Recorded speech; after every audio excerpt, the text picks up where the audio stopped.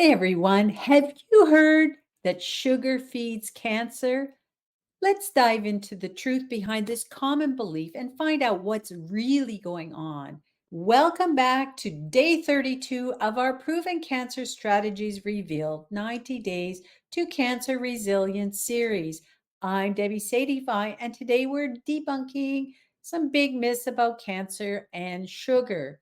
There's so much information out there and it may be confusing, but don't worry, I've got you covered with the latest research and some personal insights. First off, let's clear up something. While cancer cells do use sugar, cutting out sugar completely isn't the magic solution that some people think it is. Studies have shown that it's about the overall quality of your diet, focusing on nutrient dense whole foods like vegetables, fruits, and lean proteins is the key to supporting your body through cancer treatment. Now, let me share something personal. I had no idea that I was addicted to sugar until I learned how it was messing up my hormones.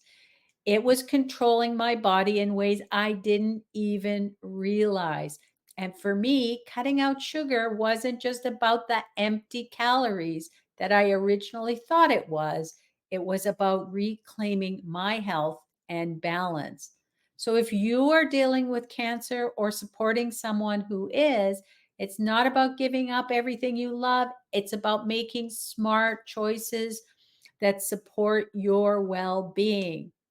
If you have questions, drop them in the comments or send me a DM. I am here to help. And if you find this helpful, hit the like button and share it with somebody who might need this info. Let's keep learning and growing together. See you tomorrow for more insights on our journey to cancer resilience.